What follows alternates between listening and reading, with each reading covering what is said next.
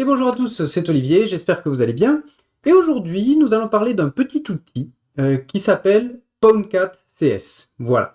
C'est un outil qui va vous simplifier la gestion de votre River Shell lorsque vous attaquez une machine. Car en fait, ça va vous permettre de... ça va en fait stabiliser automatiquement votre shell, votre River Shell, et en plus, ça va vous simplifier l'envoi et le téléchargement des fichiers.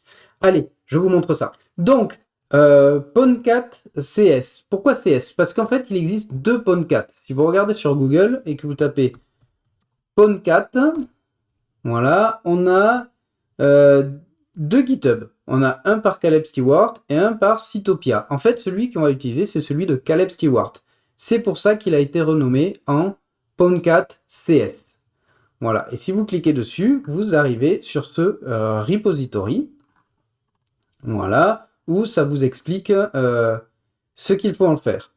Alors, on va l'installer et puis je vais vous montrer ce qui se passe sans et avec. Et avec, on va le tester sur une machine victime Linux et une machine victime Windows. Alors, l'installation de PwnCat se fait ultra simplement, voilà, et il vous faut d'abord le Python d'installer, avoir un Python et l'application pip. Voilà, pour pouvoir l'installer. Alors ici, il recommande qu'il vaut mieux le faire dans un environnement virtuel. J'ai envie de dire pourquoi. Parce que moi, quand j'en ai besoin, j'ai pas envie d'avoir à me mettre dans un environnement virtuel pour l'utiliser. Donc, ce que je fais, c'est tout simplement, je vais prendre pip install PwnCat CS. Voilà, et je vais le faire en sudo parce que je veux qu'il soit accessible de partout. Voilà, sudo pip install PwnCat CS. C'est parti. Donc là, il s'installe. Voilà, il est installé, donc on va pouvoir l'utiliser. Pour faire nos tests, j'ai lancé une machine vulnérable, voilà, et dont on peut faire du RCE via l'URL. Donc je vais déjà vous montrer ce qui se passe si on ne fait pas en utilisant PwnCat. En fait, sans PwnCat, pour un River Shell, vous tapez nc-lnvp, le numéro du port, ici 1, 2, 3, 4. J'ai préparé ma commande de River Shell, ici, je vais la prendre. Voilà, alors, on va essayer de la faire, voilà, comme ça. Ici, je vais mettre ça, voilà, et ici, on peut voir que j'ai obtenu un River Shell. Le problème, c'est que les flèches du haut et les flèches du bas ne marchent pas, et si je fais un CTRL-C, ça quitte. Donc pour le stabiliser, il faudrait qu'on lance de l'import de PTY en Python, des trucs comme ça. Avec PwnCat, on va pouvoir se libérer de cette stabilisation. C'est-à-dire qu'on va relancer la commande, mais cette fois on va taper PwnCat-cs. Voilà, donc on voit qu'il y a le script. Si je lance comme ça, il se met, c'est un genre de framework, il se met dans son framework. Et nous, on va pas faire ça. On fait exit. On va faire PwnCat-cs, 2 points, et le numéro du port. 1, 2, 3, 4, comme on ferait avec Netcat. Si on le lance, il se met en attente. On va relancer notre River Shell.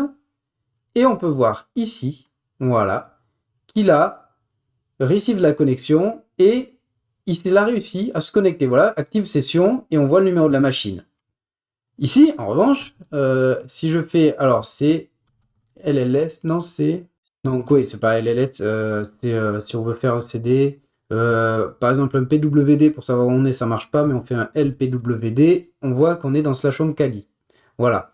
Mais je ne suis pas sur la machine. Et en fait, c'est ultra simple. Vous voulez aller sur la machine, vous faites un CTRL-D.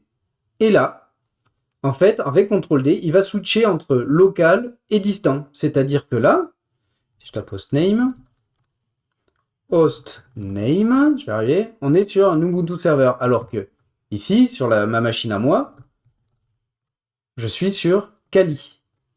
Voilà. Et je peux faire des CTRL-C, le shell stabilisé. Je peux remonter avec les flèches.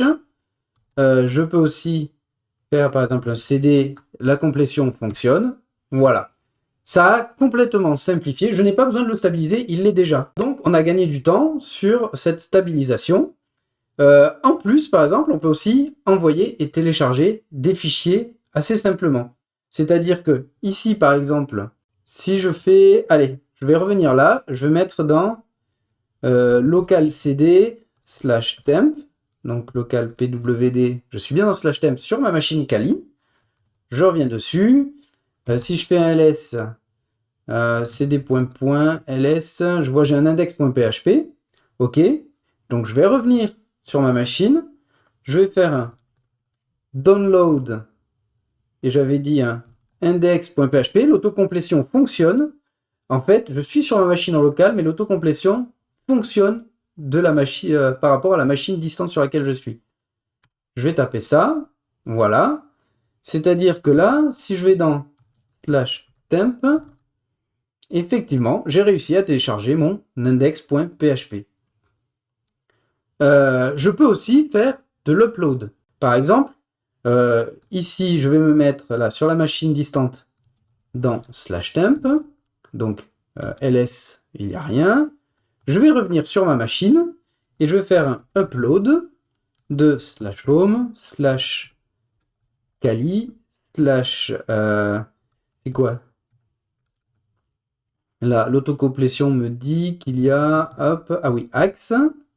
Non, bah non, j'ai appuyé sur entrée, il fallait pas, /divers, je l'ai ça, linpiz. Voilà, j'ai le linpiz chez moi à cet endroit-là. Je fais un upload, j'envoie, voilà. Et donc, si je retourne sur la machine distante et que je regarde ce que j'ai dans Temp, j'ai bien mon linpiz. Ça va nous simplifier, en fait, l'upload et le download des fichiers.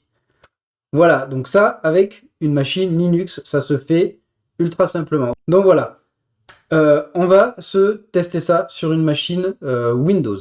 Alors, concernant l'utilisation de podcast avec une machine Windows, donc la commande est légèrement différente. Voilà, enfin presque. C'est la même, mais dans laquelle on rajoute un "-m Windows pour lui dire que ça va être du Windows. Pourquoi? Parce qu'en fait, en interne, il va utiliser un plugin qui s'appelle Windows C2, un truc comme ça, voilà, pour gérer la connexion. Donc, chose que l'on va faire, donc on le lance. Voilà, il se met en attente. Et de l'autre côté, j'ai un Windows 11 sur lequel j'ai copié un shell.exe, voilà, qui est un payload généré avec MSF Venom. Donc, je vais le lancer. Et si je regarde de l'autre côté ce qui se passe dans mon Kali, voilà, il me dit qu'il se connecte, voilà, dropping stage 1, blablabla. Et donc, voilà, il a réussi à se connecter. J'ai une section active. C'est pas la première fois que je le lance. Vous, pour la première fois, vous allez sûrement avoir un downloading Windows C2 plugin qui justement est le plugin qui gère la connexion. Donc là, je suis connecté et donc maintenant, si je me mets, je fais un CTRL-D, voilà, j'arrive sur la machine. C'est-à-dire que ici, je peux faire un ls et effectivement, voilà, j'ai mon shell.exe de la machine. Je suis connecté, je peux faire un CTRL-C. Voilà, CTRL-C does not work for Windows targets. Donc voilà, donc il me l'intercepte, il me prévient, mais il me l'intercepte. Comme ça, je reste sur la machine. Et si je fais un ls, non, le tab, alors le tab marche pas. Donc effectivement, on n'a pas tout ce qu'il faut, on n'a pas l'autocomplétion, tout ça avec Windows c'est plus compliqué. Donc, mais avec du Linux, ça marche très bien. Voilà, voilà. Bon, ben, j'espère que cette petite présentation de cet outil vous aura plu et je vous dis à très bientôt. Tchuss!